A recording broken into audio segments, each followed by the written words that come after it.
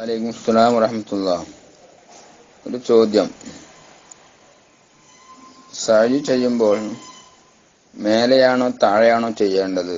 രണ്ട് സൗകര്യം ഉണ്ടായതുകൊണ്ട് എവിടെയാണ് ചെയ്യേണ്ടത്? രണ്ടിലും ചെയ്യാവുന്നതാണ്. എങ്കിലും സഫയിലേക്കും മറുവയിലേക്കും കയറാൻ പറ്റുന്ന രൂപത്തിൽ, അതുപോലെ തന്നെ സഫയിൽ നിന്ന് കഅബ കാണുന്ന വിധത്തിൽ, സഫാബാദിലൂടെ കഅബ കാണുന്ന വിധത്തിൽ ഏതാണോ അതാണ് ഉത്തമം. അതിനാണ് കൂടുതൽ പുണ്യമുള്ളത്. രണ്ട് രൂപത്തിൽ രണ്ടിലും ചെയ്യാവുന്നതാണ്. വലൈക്കും അസ്സലാം വറഹ്മത്തുള്ളാഹി. 570 മറ്റൊരു സംശയം. പിറന്നാളാഘോഷം, അത് ആ സന്തോഷം കൂട്ടുകാർക്കിടയിൽ പങ്കുവെക്കുന്നതിന്റെ വിധി എന്താണ്? അത് അനുവദനീയമാണ്. അങ്ങനെ കുട്ടിയുടെ പിറന്നാൾ ആഘോഷിക്കാം, ആ ആശംസകൾ പരസ്പരം കൈമാറാം, അതിന് കുഴപ്പമൊന്നുമില്ല. പക്ഷേ നമ്മുടെ മതത്തിന് വിരുദ്ധമായ കാര്യങ്ങളൊന്നും ഉണ്ടായിക്കൂടാ. മറ്റു മതക്കാർ ചെയ്യുന്ന പോലെയുള്ള ആചാരങ്ങൾ ഉണ്ടായിക്കൂടാ. ഇസ്ലാമിന് വിരുദ്ധമല്ലാത്ത രൂപത്തിൽ പിറന്നാൾ ആഘോഷിക്കുകയും അതിന്റെ ആശംസ മറ്റുള്ളവരെ അറിയിക്കുകയും ചെയ്യാവുന്നതാണ്. വലൈക്കും അസ്സലാം വറഹ്മത്തുള്ളാഹി. 811 സഹോദരന്റെ സംശയം.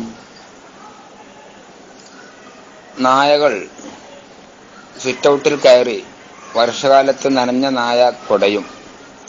ആ കൊടയുമ്പോൾ ചുമരിലും വാതിലിലും ജനലുമെല്ലാം അത് തെറിക്കും. അപ്പൊ അത് ശുദ്ധിയാവണമെങ്കിൽ മണ്ണിട്ട് വർഷം കഴുകേണ്ടതുണ്ടോ? ഉണ്ട്, അങ്ങനെ കഴുകേണ്ടതുണ്ട്. ആ ചുമരും വാതിലുമെല്ലാം ശുദ്ധിയാക്കാൻ ശുദ്ധിയാവണമെന്ന് ഉദ്ദേശമുണ്ടെങ്കിൽ അങ്ങനെ 7 പ്രാവശ്യം മണ്ണിട്ട് കഴുകേണ്ടതാണ്. കാരണം അതിന് നനവ് എല്ലായിടത്തും എത്തിയിട്ടുണ്ട്. അതുപോലെ തന്നെ അത് കയറി കടന്ന ആ സിറ്റൗട്ടും അങ്ങനെ 7 പ്രാവശ്യം കഴുകേണ്ടതാണ്. ഒരു പ്രാവശ്യം മണ്ണ് ഇറക്കി വെള്ളം കൊണ്ടായിരിക്കലാണ്. ശുദ്ധിയാക്കാൻ ഉദ്ദേശിച്ചാൽ അത് ചെയ്യണം, അല്ലെങ്കിൽ ശുദ്ധിയാവുകയില്ല. അതേ സുഹൃത്തിന്റെ മറ്റൊരു സംശയം,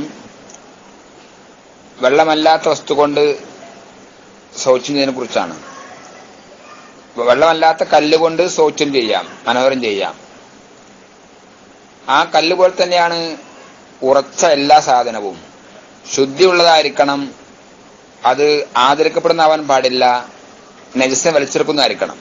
അപ്പൊ ടിഷ്യൂ പേപ്പർ കുഴപ്പമില്ല. കാരണം ഉദാഹരണം പറഞ്ഞത് തോല്, ഓടിന്റെ കഷ്ണം, അതൊക്കെ ഉദാഹരണം പറഞ്ഞത്. അതേ സ്ഥാനത്ത് ഉണക്ക പിഷ്ട അഥവാ ഉണക്ക കാഷ്ടം, മിനുസമുള്ള മുള, അത് തന്നെ ആദരിക്കപ്പെടുന്ന പത്തിരി, അത് പറ്റൂല. കാരണം ഈ കസുബ് എന്നുള്ളത് ഓട അല്ലെങ്കിൽ മുള, അത് മിനുസമുള്ളതാണ്, അതിന് എസനെ വലിച്ചെടുക്കുകയില്ല. പിന്നെ ശുദ്ധിയുള്ളതായിരിക്കണം. അപ്പൊ വയറ് ഈ ഉണക്കപ്പിഷ്ട പറ്റുകയില്ല, ഉണക്ക കാഷ്ടം പറ്റുകയില്ല, കാരണം ശുദ്ധിയുള്ളതല്ല.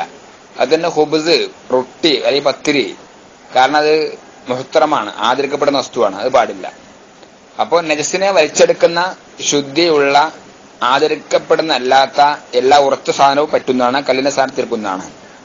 പക്ഷെ അങ്ങനെ വെള്ളമല്ലാത്ത കൊണ്ട് ശൗച്യം ചെയ്യുമ്പോൾ, വല്ലാത്ത കൊണ്ട് ശൗച്യം മനോഹരം ചെയ്യുമ്പോൾ നിബന്ധനകളുണ്ട്. എന്താണ് നിബന്ധന? പുറപ്പെട്ട വസ്തു, മൂത്രം അല്ലെങ്കിൽ കാഷ്ടം, അത് ഉണങ്ങാൻ പാടില്ല. ഉണങ്ങിയാൽ പിന്നെ അവിടെ കല്ല് പറ്റുകയില്ല, കല്ല് പോലത്തും പറ്റുകയില്ല, വെള്ളം തന്നെ വേണം. അതുപോലെ തന്നെ അത് പുറപ്പെട്ട ഭാഗത്ത് നിന്ന് പരക്കാൻ പാടില്ല. ആ ഹഷ്ഫെ വിട്ടെടുക്കാൻ പാടില്ല. ലിംഗമാണെങ്കിൽ മൂത്രവെച്ച് കഴുകുകയാണെങ്കിൽ ലിംഗത്തെ വിട്ടെടുക്കാൻ പാടില്ല. അതുപോലെ തന്നെ ചന്തിയുടെ മറ്റു ഭാഗത്തേക്ക് വിട്ടെടുക്കാൻ പാടില്ല. അതുപോലെ തന്നെ അതിന്റെ കൂടെ അജനബിയ വസ്തു, ഈ പുറപ്പെട്ടതല്ലാത്ത മറ്റു അജനബിയ വസ്തു ഉണ്ടാവാൻ പാടില്ല. അതുപോലെ തന്നെ 3 പ്രാവശ്യം തടവണം.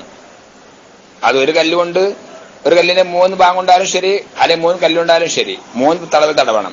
അതുപോലെ തന്നെ ഓരോ തടയിലും മഹല്ല്, ആ നേഴ്സ് പുറപ്പെട്ട മുഴുവൻ സ്ഥലവും, ആ സ്ഥലം മുഴുവനും ഉൾപ്പെടണം. അതുപോലെ തന്നെ ആ മഹല്ല് ശുദ്ധിയാവുകയും വേണം. ഇങ്ങനെ 7 നിബന്ധനകളുണ്ട്.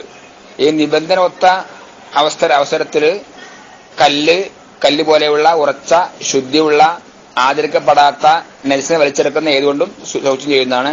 ടിഷ്യൂ പേപ്പർ പറ്റുന്നതാണ്.